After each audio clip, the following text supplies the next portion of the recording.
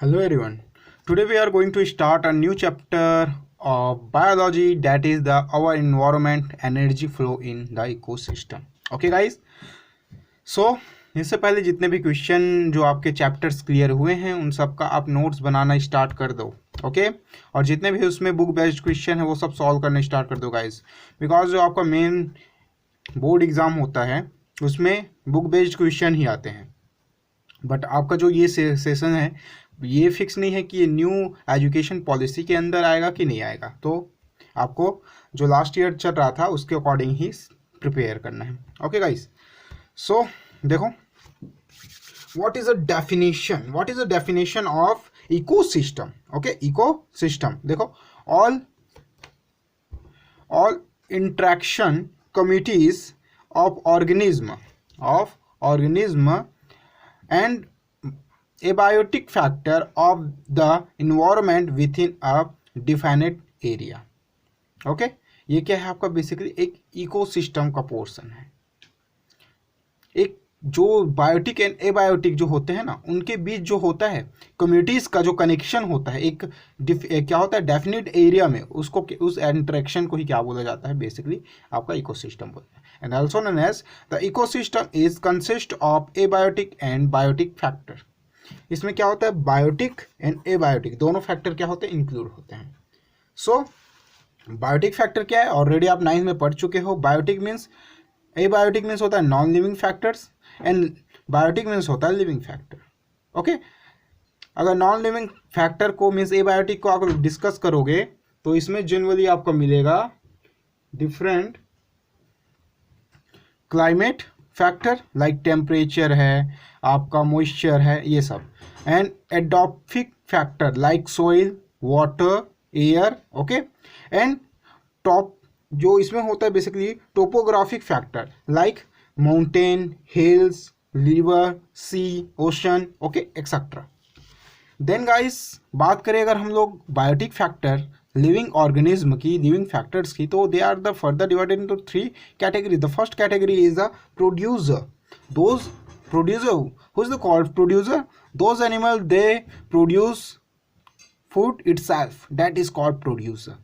Okay, so all green plants are called producer because the green plants converted solar energy into chemical energy, basically सबको पता है through photosynthesis. Okay, next is consumers. जो क्या करते हैं producer को feed करते हैं उसको बोलते हैं कंज्यूमर्स. एंड डीकम्पोजर जो डीकम्पोज करते हैं such as the micro organism like bacteria, viruses etcetera. Okay जो क्या करते हैं इनकी बॉडीज को आफ्टर डेथ या ठीक है उसकी बॉडी को क्या करती है डीकम्पोज करती तोड़ती है. इन दोनों पे डिपेंड करता है.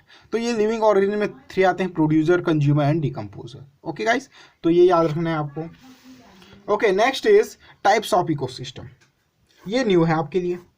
टाइप्स ऑफ इकोसिस्टम, भाई इकोसिस्टम जो होता है वो भी डिफरेंट टाइप्स के होते हैं. ओके तो basically on the basis of on the earth they are divided into 2 types. The first is terrestrial ecosystem. It occur as on land, it occur and on land means ये क्या होता है terrestrial lands में होते हैं like forest हो गया, grass land हो गया. ये क्या है लैंड पे डिपेंड करता है, लैंड इकोसिस्टम बोल सकते हैं. एंड एक्वाटिक इकोसिस्टम जो क्या होते हैं वाटर पे डिपेंड करते हैं. इट ऑकर इन वाटर पे डिपेंडेंट है लाइक पॉन्ड हो गया, रिवर हो गया, ओशन हो गया, सी हो गया. इसमें जो भी इकोसिस्टम चलेगा वो सब क्या होगा एक्वाटिक इकोसिस्टम का आएगा. लाइक पॉन्ड इकोसिस्टम तालाब में जितने भी एक इकोसिस्टम बनेगा उसका हो गया. ओके गाइस, नेक्स्ट सिमिलरिटी देखो. Similarly with respect to human interfere के अकॉर्डिंग जो ह्यूमन इंट्रोल करते हैं, ठीक है, इंटरकनेक्टेड होते हैं, उसके according ecosystem are of 2 types. The first is natural ecosystem and second is human made ecosystem जिसको बोलते हैं ठीक है एंथ्रोपोजेनिक और man made ecosystem. Natural and आपका ये आपका बेसिकली ह्यूमन मेड, मतलब नेचुरल के अंदर हम ये दोनों डाल सकते हैं टेरेस्ट्रियल और एक्वाटिक. ओके सो जो एंथ्रोपोजेनिक है उसमें क्या होता है देखो पहले नेचुरल देखो. It develop in nature without human interference, example forest.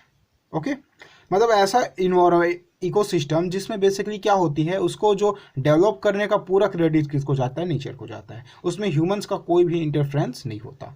जैसे कि आपका जो बनाया है ग्रासलैंड का बनाया है, फॉरेस्ट का बनाया है, पॉन्ड का, रिवर का, ओशन का, इसमें ह्यूमन का कोई रोल नहीं है। ओके, बट एक होता है एंथ्रोपोजेनिक और मेन मेड इकोसिस्टम जो ह्यूमंस बनाते हैं, like it is the one which is created by mankind and maintained by human beings. Example crop field, जो फसल लगाते हैं उसमें जो इकोसिस्टम होता है वो जो होता है वो क्या है, ह्यूमन मेड इकोसिस्टम है। एक्वेरियम, जो एक्वेरियम में जो फिश है उसके लिए जो भी हम लोग डेवलप करते हैं वो सब ह्यूमंस करता है। ओके, जब बॉटनिकल गार्डन्स ही ले लो, गार्डन्स में जो भी डेवलप करना है, ग्रासेस, ट्रीज, वो सब क्या करते हैं, ह्यूमंस ही बनाता है। तो ये सब किसके अंडर आ जाते हैं, मेन मेड इकोसिस्टम के अंदर। Okay guys, is that clear? Next is characteristic of anthropogenic ecosystem or human made ecosystem, man made ecosystem. So guys, they do not possess self regulatory mechanism. ये अपने आप में कभी भी रेगुलेट नहीं कर सकता, सेल्फ रेगुलेशन नहीं होता, इसके लिए ह्यूमंस मैन मेड पावर की रिक्वायरमेंट होगी ही। It is the simple food chain, यहाँ पे जो भी फूड चैन होगा वो क्या होगा, सिंपल होगा, सिंपलेस्ट। बिकॉज देखो इक्वेरियम अगर बना रहे हैं तो इक्वेरियम में सिर्फ फिश होगा, ओके, फिश होगी और क्या होगी उसमें बेसिकली फूड। तो फूड फिश पे देखो, फूड डाले फिश आया, ठीक है। अब फिश के लिए कुछ आ रहा है क्या, नहीं, मतलब सिंपल इकोसिस्टम है। अब यही उस पॉन्ड में होता, तो अगर कोई भी आप फूड डाल रहे हो तो उसको फिश आता, फिश को खाने के लिए स्नैक आता, स्नैक के लिए और मतलब एक कॉम्प्लेक्स फूड वेब बन जाता, ठीक है, तो याद रखना इसको। लिटिल साइकिलिंग ऑफ न्यूट्रिएंट्स, जो न्यूट्रिएंट्स होता है उसका स्मॉल साइकिलिंग होता है फिश और फूड के बीच।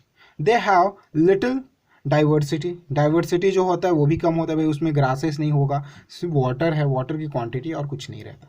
Okay, they have high productivity, but productivity क्या होती है उनकी, हाई होती है। जैसे क्रॉप प्रोडक्शन, फसल जो लगाते हैं उसमें क्या होती है, लिटिल डाइवर्सिटी होगा, सिर्फ ग्रासेस ही होगा, न्यूट्रिएंट्स का साइकिलिंग भी कम होगा, बट जो उनका प्रोडक्शन होता है वो क्या होता है, बहुत ज़्यादा हाई होता है। रीज़न, क्योंकि उसमें हम लोग न्यूट्रिएंट्स को क्या कर रहे हैं, लिटिल साइकिलिंग करा रहे हैं, ठीक है। उसमें वो क्या है, सिंपल फूड चेन है, बहुत ज़्यादा नहीं कि उस पर पूरा इसको क्या कर दे, डिस्ट्रॉय कर दे, ठीक है, क्रॉप्स को, ऐसा नहीं होता। So guys, I think ecosystem आपको क्लियर हो गया होगा। On the basis of ecosystem, okay, ये बहुत सारे टाइप्स के डिवीजन में आ सकते हैं, याद रखना आप, जैसे आप 9th में पढ़े थे सेम वैसे ही है। Okay, so next point is food chain. So food chain already 9th में पढ़ चुके हैं हम लोग। फूड चेन क्या होता है, डेफिनेशन देखो, food chain show the flow of energy, क्या दिखाता है ये, flow of energy from plant to animal and from animal to animal. Food chain एक ऐसा क्या होता है, प्रोसेस होता है या एक ऐसा डायरेक्शन होता है जिसमें एनर्जी जो होती है वो फ्लो होती है, कहाँ से, प्लांट से एनिमल्स में जाती है, फिर एनिमल से एनिमल्स में जाती है, यानी producer to consumer and consumer to consumer, primary to top consumers. Okay, in the other word, अगर मैं दूसरे वर्ड्स में बोलूँ तो फूड चेन जो होता है basically, food chain is the sequence of organism in which energy flow in the form of, okay, in the form of rice of respected eating and being eaten, means समझ में आया, नहीं, मतलब complex जो definition वो नहीं आने वाला, आप इजी यही वाले करोगे। ओके, फूड चेन का ये इजी जो डेफिनेशन है वो। चलो भाई एग्जांपल देखो फूड चेन का, एग्जांपल क्या क्या है, देखो प्लांट्स है, प्लांट्स को खाने के लिए इंसेक्ट आया, इंसेक्ट को खाने के लिए फ्रॉग, फ्रॉग को फिश एंड स्नेक आ गया। सो यहाँ पे ट्रॉफिक जो है, ट्रॉफिक लेवल शो ऑफ हुआ है। ट्रॉफिक लेवल पता है ना, जो बीच में जो क्या होता है, गेप होता है ना, ये जो गेप्स दिख रहा है इसी को क्या बोलते हैं, उसका ट्रॉफिक लेवल बोलते हैं। 9 में सब पढ़े हो, अच्छे से पढ़े हो, बस रिवाइज कर लो उसको, ठीक है। प्लांट्स क्या है भाई, प्रोड्यूसर है, इंसेक्ट आ गया प्राइमरी कंज्यूमर्स, इंसेक्ट के बाद फ्रॉग आ गया सेकेंडरी कंज्यूमर्स, फिर फिश एंड स्नेक आया टर्सरी कंज्यूमर। ये हो गया आपका फूड चेन, समझ में आया, ये क्या है आपका फूड चेन, और ये है आपका ट्रॉफिक लेवल। कितने ट्रॉफिक आए, 1 2 3, ठीक है, तो 1 2 3, और यहाँ से जब जाएगा तो 4 ट्रॉफिक लेवल में चला जाएगा। Okay, next guys, trophic level पे ही डिस्कस कर लेते हैं आप। So what is a trophic level, each step in the food chain is called trophic level. Trophic level के जितने भी स्टेप्स होते हैं, ये देखो, फूड चेन का जो भी स्टेप है, फूड चेन है ना, फूड चेन का first step, second, third, fourth, बीच में गैप जो दिख रहा है यही क्या है उसका ट्रॉफिक लेवल, यानी फूड कुछ टाइम के लिए रुकता है फिर क्या होता है दूसरे लेवल में ट्रांसफर होता है। Okay, so each step in the food chain is called trophic level. Is that clear?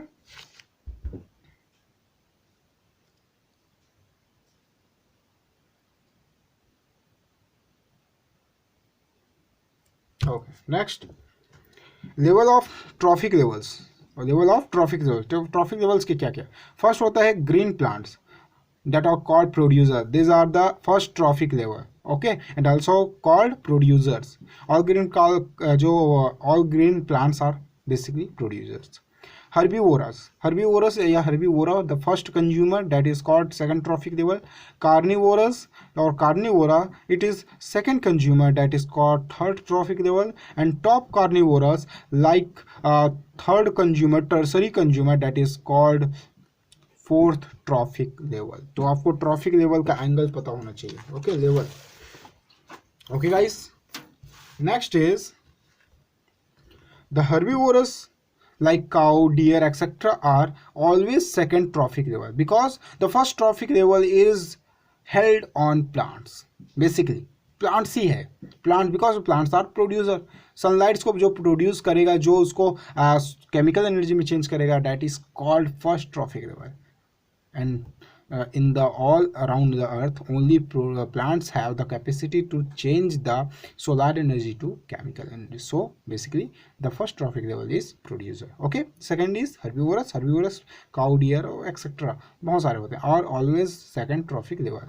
The higher trophic level are mode of carnivorous he higher trophic levels में आते हैं. An organism can't always be assigned to one specific trophic level. Examples देखो इसी का, man omnivorous में आते हैं बहुत सारे, यानी हर्बी भी है और कार्नी भी है. So he is the both as herbivorous second trophic level and carnivorous more than second level. तो ये आपको क्लियर होना चाहिए. मेंस आ गया, कैट आ गया, डॉग आ गया. ओके, ये सब. तो ये गाइस, ये तो जनरली आपका प्रीवियस क्लास का ही है जो भी मैं अभी बताया हूँ आप लोगों को, और इसमें कुछ डाउट तो है नहीं. ओके, और आई थिंक होना भी नहीं चाहिए. फूड वेब भी आपको क्लियर है. फूड वेब भी आप 9 के सिलेबस से कर सकते हो, और कोई भी प्रॉब्लम होगा तो बता देना. न्यू जो है इसमें, जो न्यू हो गया, जो न्यू आ रहा है, that is ecological pyramids. Okay, so most important focus here. Okay, what is the ecological pyramids? It we draw the trophic level in a vertical fashion. हम लोग किस में ड्रॉ कर रहे हैं? वर्टिकल फैशन में. ओके, समझना इसको.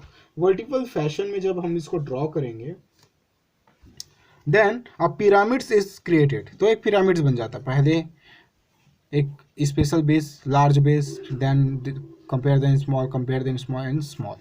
Okay, so a pyramids is created. This pyramid is known as ecological pyramids. यही जो होता है इसी को क्या बोलते हैं? इकोलॉजिकल पिरामिड्स होता है.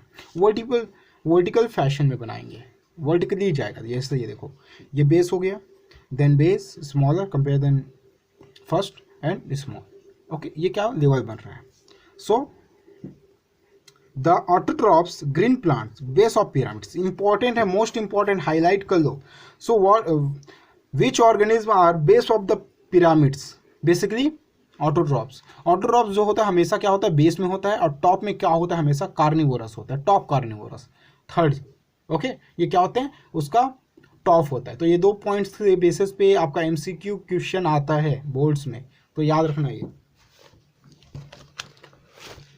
Okay guys, types of ecological pyramids. There are the 3 types of ecological pyramids. The first is the pyramids of number, second is the pyramids of biomass, and third is the pyramids of energy of productivity. यानी 3 pyramids इसके बारे में हमको पढ़ना है. तो first pyramid is pyramids of number. Okay guys, तो देखो what is the pyramids of number. Easily है, शॉर्ट नोट्स ही है ये. Okay, so pyramids of number, it is a graphic representation. It is a graphic representation of total number of organisms. Most important, total number of organism in a trophic level. Pyramids of number से हमको ये पता चलता है कि उस pyramids में total organism का नंबर कितना है. नंबर पे डिपेंड है ये. पिरामिड्स ऑफ नंबर, नंबर पे हम लोग फोकस करने वाले हैं. Usually upright but sometime depending on the size and biomass if also may be a mix or inverted. Time पे क्या होती है ये, बेसिकली इसका साइज अपराइट भी हो सकता है और आपका इन्वर्टेड भी हो सकता है, दो फैशन में चलता है। अब देखो क्या है ये, डिटेल बताऊंगा मैं। जैसे प्राइमरी प्रोड्यूसर है, नंबर डिपेंड करेगा, okay. So basically okay, so guys देखो इसमें क्या है, ट्रॉफिक लेवल हो गया, प्रोड्यूसर्स हो गए। अब इसका मतलब क्या है, देखो मतलब समझना है आपको।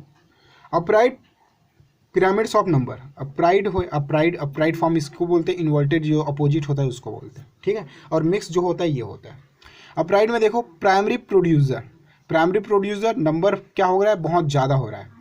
सेकेंडरी जो कंज्यूमर है, प्राइमरी कंज्यूमर उसका कम, फिर सेकेंडरी कंज्यूमर, फिर टॉप कंज्यूमर्स। इसका मतलब क्या, इसका मतलब ये कि जो प्राइमरी प्रोड्यूसर है, यानी जो क्या है ग्रासेस है, क्या है ग्रासेस, वो ग्रासेस जैसे यहाँ पे क्या है 100 ग्रासेस है, तो यहाँ पे प्राइमरी कंज्यूमर्स की जो नंबर होगी वो क्या होगा भाई 20 होगा। क्यों होगा 20 भाई, 100 ग्रास है तो अकॉर्डिंग टू रूल एक जो एनिमल होता है, कोई भी एनिमल हो जाए, वो एक ग्रास खा के तो अपने आप को स्टेबल नहीं कर सकता ना, उसको जनरली अपना जो फूड है नीट, उसके फूड की रिक्वायरमेंट के लिए मोर देन 10 प्लांट्स को खाना होगा या 5 प्लांट्स को खाना होगा। समझ में आ रहा है ना। तो अब क्या होगा, वो सफिशिएंट अमाउंट में एनर्जी उसकी बॉडी में जाएगी। यानी जो आपका पिरामिड्स ऑफ नंबर है वो निम्न नंबर पे डिपेंड कर रहा है। पहले 100 था नीचे, उसके बाद ऊपर गया 20 हो गया। देन जो सेकेंडरी कंज्यूमर्स है, जैसे ये समझो सेकेंडरी कंज्यूमर्स क्या है भाई, रैट है, ठीक है, रैट चूहे जो प्लांट्स को खा गए, कितने 20 रैट्स खा गए इतने को। अब जो प्राइमरी कंज्यूमर्स है, अगर मैं 100 कर दूं तो बेचारे तो भूखे मर जाएंगे ना। मतलब यहाँ पे तो उसका क्वांटिटी और गिरना चाहिए, यानी यहाँ पे सिर्फ 5 क्या होने चाहिए, स्नैक होने चाहिए, ओके। मतलब जो 20 रैट्स है उसको खाने के लिए 5 स्नैक होना चाहिए, क्योंकि एक स्नैक जो होता है मोर देन जनरली 3-4 को खा ही जाता है, तब वो सब क्या होता है संतुष्ट होता है, या उसका जो भी है न्यूट्रिएंट्स कंप्लीट होता है। समझ में आ रहा है। मतलब पहले 100 था, जो 20 रैट्स उसको खा जाते थे प्लांट्स को, अब 20 रैट जो है वो 5 जो स्नैक है उसको खा जाता है। अब ये जो 5 है उसको जनरली 2 हॉक खा जाएगा, या फिर जो बेसिकली वो ईगल है वो खा जाएगा। तो ये डिपेंड करता है। तो देखो नंबर क्या हो रहा है, पहले 100 था, फिर 20 हुआ, फिर क्या हो गया 5 हो गया, फिर 2 हो गया। तो कंटिन्यू क्या हो रहा है, इन ये जो होता है अपराइट फॉर्म में जा रहा है। पिरामिड्स कैसे होता है, अपराइट हो रहा है, ठीक है। यहाँ से जाओगे डिक्रीज हो रहा है, यहाँ से आओगे तो इंक्रीज हो रहा है। समझ में आ रहा है। तो इसको बोलते हैं upright form, upright pyramids of number. समझ में आया। Then inverted pyramids of number में क्या इन्वर्टेड फॉर्म होता है। जैसे एक डॉग होता है, उसकी बॉडी में जैसे 100 क्या होती है, फीट्स होती है। 100 क्या है, फीट्स है। जानते हो फ्रीज क्या होती है, जो उसकी बॉडी में घूमती रहती है इधर उधर से, फ्लाइज जैसी होती है, ठीक है। तो 1 डॉग की बॉडी में जैसे 1000 दे दो, 1000 फ्रीज है। देन इसको खाने के लिए जनरली इसकी बॉडी में, डॉग की बॉडी में क्या है 100 फ्रीज है। अब एक फ्रीज की बॉडी में जनरली, एक फ्रीज की बॉडी में अगर 100 क्या हो, प्रोटोजोआ हो, माइक्रो ऑर्गेनिज्म हो, तो जनरली कितने हो जाएंगे, इसमें मिलियंस ऑफ प्रोटोजोआ हो जाएगा। तो ये जो होता है डिपेंड करता है एक डॉग को कितने फ्रीज खा रहे हैं, थाउजेंड्स समझो, और थाउजेंड्स की बॉडी में कितने प्रोटोजोआस है, यानी एक एक में 1000 तो मिलियंस चला जाता है। तो ये जो बनता है फॉर्म, इसको बोलते हैं inverted of pyramids of number. ठीक है, समझ में आ रहा है। तो आपकी बॉडी जैसे ले लो, ह्यूमन बॉडी, ह्यूमन बॉडीज़ में जैसे अब हमारे बॉडीज में क्या होगा, वायरसेस ले लो, ठीक है। तो वायरसेस का नंबर क्या होता है, हमारी बॉडी में बहुत सारा होता है, तो यही इसी फॉर्म में जाएगा। समझ में आया। ओके, तो आपको ये थर्ड नहीं पढ़ना, आपको 2 ही कंडीशन पढ़ना है। ओके, थर्ड तो 12th के लिए छोड़ दो। तो अपराइट एंड इन्वर्टेड ही पढ़ना है। नेक्स्ट है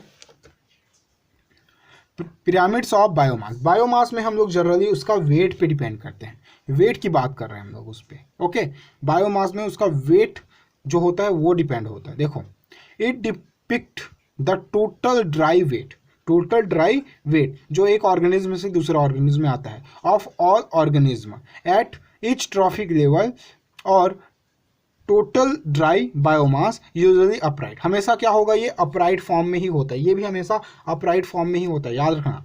अब बायोमास का क्या मतलब है, देखो सेम है, नंबर पे डिपेंड कर रहे थे, अब इसको किस पे डिपेंड करेंगे, बायोमास पे। सो अपराइट अप्राइड पिरामिड्स ऑफ बायोमास, देखो यहाँ पे ग्रास जो है वो टन में लेंगे, यानी उसका मास लेंगे, वजन लेंगे, वेट लेंगे, समझ में आ रहा है।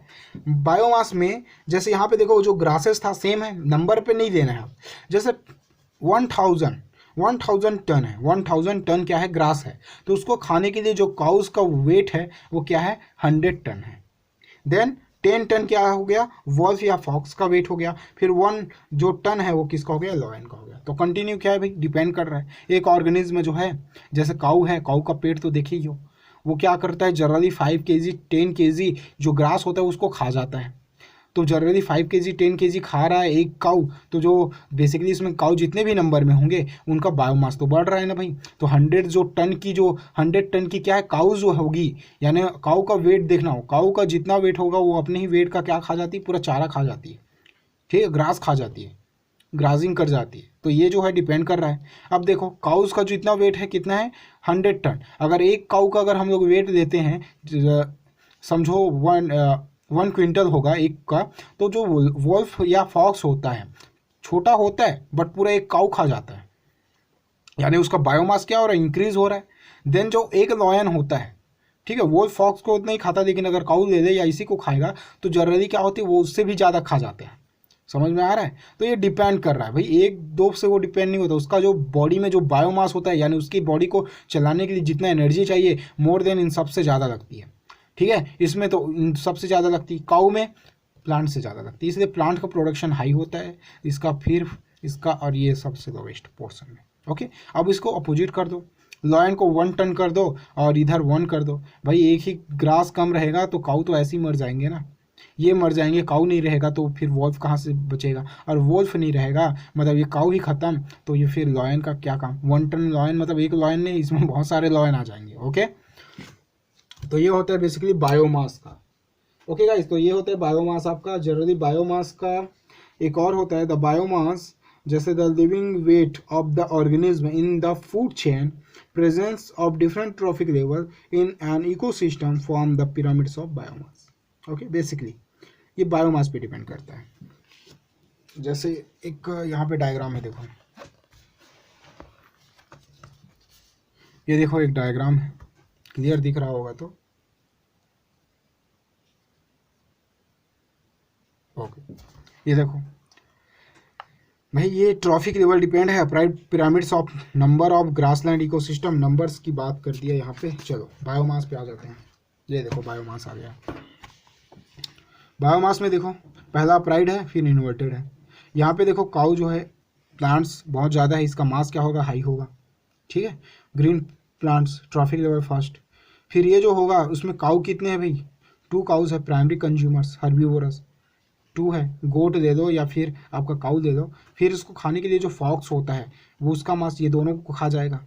ओके, तो इसका नंबर डिपेंड करता है। और फिर लॉयन जो होता है, ठीक है, लॉयन तो ये एक से भी काम नहीं चलता इसका, इसके लिए बहुत सारे चाहिए। तो ये डिपेंड करता है, मास कंटिन्यू क्या होना चाहिए, बढ़ना चाहिए। जैसे नंबर बढ़ता है वैसे ही मास बढ़ना चाहिए, बस इतना समझो। ओके ओके गाइस, नेक्स्ट देखो ये क्या बोला है, so the total mass of living tissue at each level example, so that a large amount of trees mass is needed to feed a simple caterpillar। अगर हम लोग प्लांट्स की बात करें तो प्लांट्स में भी ऐसा ही होता है। जैसे ये देखो इन्वर्टेड है, ओके, ये इन्वर्टेड है। बायोमास कंटिन्यू इंक्रीज हो रहा है, यहाँ पे डिक्रीज हो रहा है।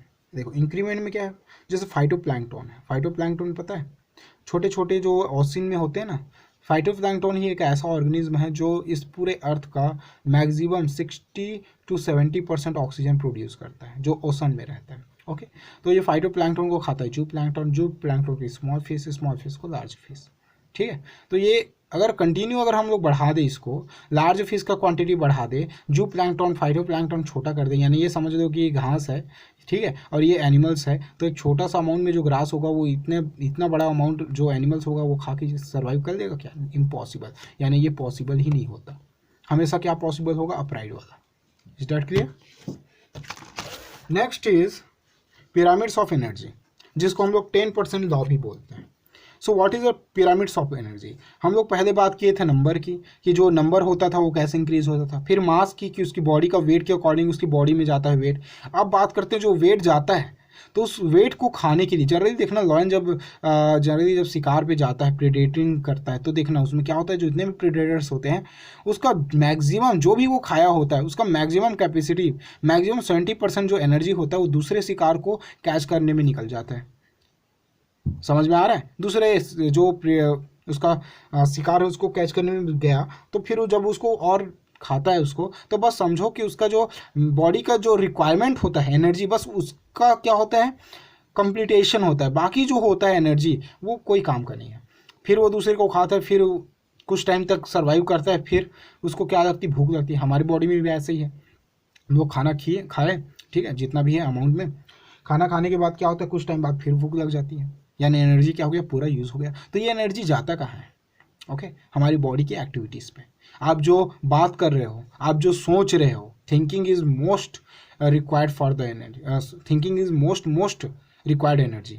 ओके, बहुत ज़्यादा एनर्जी होता है, बहुत एनर्जी लगता है सोचने के लिए। आप कुछ मत करो, सोचो मत, आप सोचना ही बंद कर दो, ठीक है, आप समझ लो कि आप सेटल हो, सोचना बंद कर दो, आपकी बॉडी में इतनी एनर्जी हो जाएगी कि आप मोटे हो जाओगे।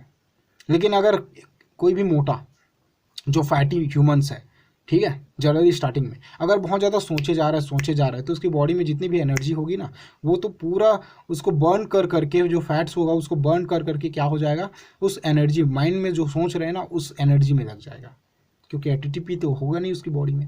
ओके, तो ये है पिरामिड्स ऑफ एनर्जी। सो क्या है गाइस पिरामिड्स ऑफ एनर्जी? देखो, so the total amount of incoming energy, okay, याद रखना, so the total amount of incoming energy at each successive level, जितना भी इनकमिंग एनर्जी आ रहा है, जो भी एक ट्रॉफिक लेवल पे, सक्सेसिव लेवल पे आ रहा है, जो उसको क्या कर रहा है, खा रहा है। देखो जैसे क्या, जैसे ग्रास है, ठीक है, ग्रास है, कितना ग्रास है, जैसे 10 kg ग्रास है, इस 10 kg ग्रास को एक काऊ खा गया, क्या हुआ, काऊ खा गया, ठीक है। अब देखो, तो एक लेवल पे गया, based on the idea that 90% of the energy is lost. अब इसके में से समझो 10 kg में से 10 kg एनर्जी इसमें ट्रांसफ़र हो गया, तो इसमें 10 kg जब आएगा तो समझो ये जो ट्रांसफ़र हुआ यहाँ पे कितना अमाउंट में आया, 10 अमाउंट में, 10 डायरेक्ट समझो 10 kg इसमें आ गया, हालांकि ऐसा आता नहीं है, पर 10 kg आ गया, तो इसकी बॉडी में जो 10 kg आएगा उसमें से 90% एनर्जी तो काऊ खुद यूज़ कर जाती है। कैसे? खाना जब खाती है तो वो जुगाली करती है, देखना ग्राजिंग के टाइम वो जुगाली करती है, बहुत ज़्यादा अपने माउथ को क्या करती है, हिलाती है, तो उसमें जनरली एनर्जी वेस्ट हो जाता है।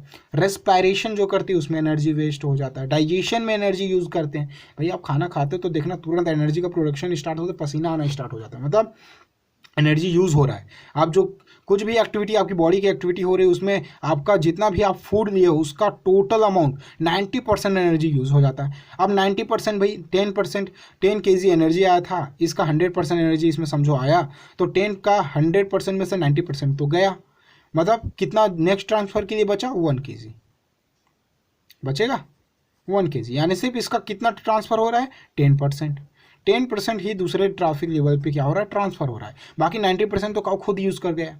ओके, तो देखो, based on the idea that 90% of the energy is lost as heat की फॉर्म में रिमूव हो गया at each trophic level and only 10% of energy is passed on. भाई 10% लॉ ही, यानी 10% एनर्जी ही दूसरे ट्रॉफिक लेवल पे क्या होती है, ट्रांसफर होता है। Is that clear? क्लियर नहीं हुआ होगा तो और बता रहा हूँ मैं, देखो समझना इजी है, बहुत इजी है, कॉन्सेप्ट क्लियर हो जाएगा आपका। जैसे देखो मैं एक प्रोसेस बता रहा हूँ एनर्जी के अकॉर्डिंग, ठीक है। सन है, सन से क्या गया, रेज, इस रेज को कैपेबल है एक्सेप्ट कौन किया, प्रोड्यूसर्स, ठीक है। प्रोड्यूसर को कौन खा जाता है भाई, हर्बीवोरस को कार्निवोरस, और कार्निवोरस को फिर top carnivorous. Okay, so top carnivorous. अब होगा क्या, कैसे, देखो अमाउंट ऑफ एनर्जी, जैसे यहाँ से सोलर एनर्जी से प्रोड्यूस किया जो प्लांट्स है वो जनरली प्रोड्यूस करता है 1000 kilo calorie, 1000 kilo calorie, okay, joule में नहीं ले रहे हैं, 1000 किलो कैलोरी। अब जब इसको जब ये हर्बीवोरस एनिमल इस पर फीड करता है तो जनरली 1000 किलो कैलोरी में से, ठीक है भाई, 90% इज यूज्ड टू प्रोड्यूसर्स। अब ये प्रोड्यूसर क्या करेंगे भाई, 90% प्रोड्यूस कैसे करेंगे, 90% फोटोसिंथेसिस जब प्रोसेस चलेगा तो उस प्रोसेस को चलाने के लिए तो एनर्जी चाहिए ना, ठीक है। तो जो ये फूड बना रहा है उसका कुछ अमाउंट क्या करेगा, ये खुद यूज़ कर रहा है ऑक्सीजन प्रोडक्शन में, ठीक है, वाटर रिजॉल्विंग में जो उसको क्या कर रहा है, एब्जॉर्ब कर रहा है, उन सब प्रोसेस में इसका 90% क्या हो जाता है, यूज्ड हो जाता है। कितना परसेंट, 90%, समझ में है।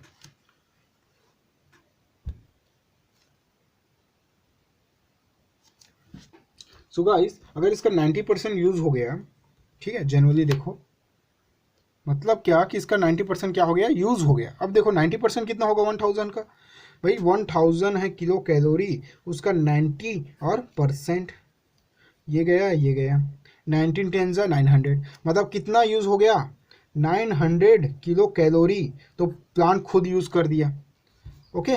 तो 900 किलो कैलोरी जब प्लांट खुद यूज करेगा, सो गाइस जो हर्बीवोरस होगा उस तक कितना पहुंचेगा भाई, 900 1000 में 900 माइनस कर दो, कितना बचेगा 100, तो 100 किलो कैलोरी ही क्या होगा, हर्बीवोरस तक पहुंचेगा। इसलिए जो होते हैं ना हर्बीवोरस, वो क्या करते हैं, सिर्फ एक प्लांट को नहीं खाता, क्योंकि एक प्लांट से उसको क्या मिल रहा है, सिर्फ 100 किलो कैलोरी मिल रहा है, और इसकी बॉडी को क्या चाहिए होता है, जनरली 5000 किलो कैलोरी चाहिए होता है। तो ये जनरली बहुत सारे प्लांट्स को क्या करता है, खा जाता है। समझ में आ रहा है। मास, बायोमास जो पढ़ रहे थे ना, वो एनर्जी पे डिपेंड होता है और ये नंबर पे डिपेंड होता है, सब एक दूसरे से इंटरकनेक्टेड है, ओके। सो कितना 100 किलो कैलोरी खा गया ये, 100 किलो कैलोरी, मतलब ये एनर्जी आ गया। अब इसका 10% लॉ फिर इसमें यूज़ होगा। अब इसका 90% कौन यूज़ करेगा भाई, हर्बीवोरस यूज़ करेगा। जैसे काऊ है, मैं बता चुका हूँ काऊ का क्या क्या यूजेस है, ठीक है, रेस्पायरेशन का है, डाइजेशन का है, ठीक है, ग्राजिंग का है, इन सब में ये यूज़ कर देता था अपना 90%। तो 100 का अगर 90% यूज़ कर जाएगा तो 100 में 90 माइनस कर दो भाई, कितना बचेगा 10, यानी 90 ये खुद खा गया 90 किलो कैलोरी, 10 किलो कैलोरी जो होगा वो क्या होगा, नेक्स्ट जनरेशन में ट्रांसफर होगा 10 किलो कैलोरी। मतलब अगर एक कार्निवोरस में जैसे कोई है, जैसे फॉक्स है, ठीक है, तो ये फॉक्स या वोल्फ जब एक काऊ को खाता है तो उससे कितना किलो कैलोरी मिल रहा है, 100 किलो कैलोरी नहीं मिल रहा है, उसको सिर्फ 10 किलो कैलोरी मिल रहा है। समझ में आ रहा है, सिर्फ 10 किलो कैलोरी मिल रहा है। उससे अच्छा तो ये ग्रास ही खा जाता, लेकिन पॉसिबल है क्या, नहीं। तो 10 किलो कैलोरी जो मिल रहा है, तो अकॉर्डिंग टू रूल जो कार्निवोरस वोल्फ एनिमल होता है उनको भी इसके कंपेयर बॉडी को चलाने के लिए बहुत सारा एनर्जी चाहिए होता है। इसलिए क्या करते हैं, जो कार्निवोरस है वो सिर्फ एक काऊ को नहीं खाता, बहुत सारे काऊ को खा जाता है, ठीक है, क्योंकि एक काऊ के मीट से उसको जनरली सफिशिएंट अमाउंट में एनर्जी नहीं मिल रहा है, ठीक है। अब 10 किलो कैलोरी, अब भाई ये जो 10 किलो कैलोरी है इसका भी क्या होगा, 10% यूज़ होगा। सो 10% लॉ जो होता है वो जनरली इनमें यूज़ होता है। 10% लॉ के अकॉर्डिंग फिर क्या होगा, इसका 10% मतलब सिर्फ 10% ही ट्रांसफर होगा, 90% इसका क्या हो जाएगा, यूज़ हो जाएगा। अब अगर मैं इसका 90% बोलूँ, 10 का 90% क्या होगा भाई, 9 होगा। तो 9 जो किलो कैलोरी होगा, 9 किलो कैलोरी वो तो खुद ये यूज़ कर जाएगा 9 किलो, और ट्रांसफ़र कितना होगा, सिर्फ 1 किलो कैलोरी, 1 किलो कैलोरी। समझ में आ रहा है, सिर्फ 1 किलो कैलोरी टॉप कंज्यूमर तक ट्रांसफ़र होगा। और ये भी 1 किलो कैलोरी खा के खुश नहीं होने वाला, फिर ये क्या करेगा, बहुत सारे कार्निवोरस को और खा जाएगा। मतलब अपने बॉडी को सफिशिएंट अमाउंट में एनर्जी जो चाहिए होता है वो एनर्जी 10% लॉ के अकॉर्डिंग नहीं मिल पाता। इसलिए क्या करते हैं, जो प्रीडेटर्स होते हैं वो जनरली मोर देन ऑर्गेनिज्म पे डिपेंड करते हैं, इसलिए उनका मास बढ़ जाता है, बायोमास, और नंबर भी बढ़ जाती है। समझ में आया। तो ये है 10% लॉ, मोस्ट इंपॉर्टेंट, याद रखना इसको, लॉ को। ओके गाइस, चलो ठीक है।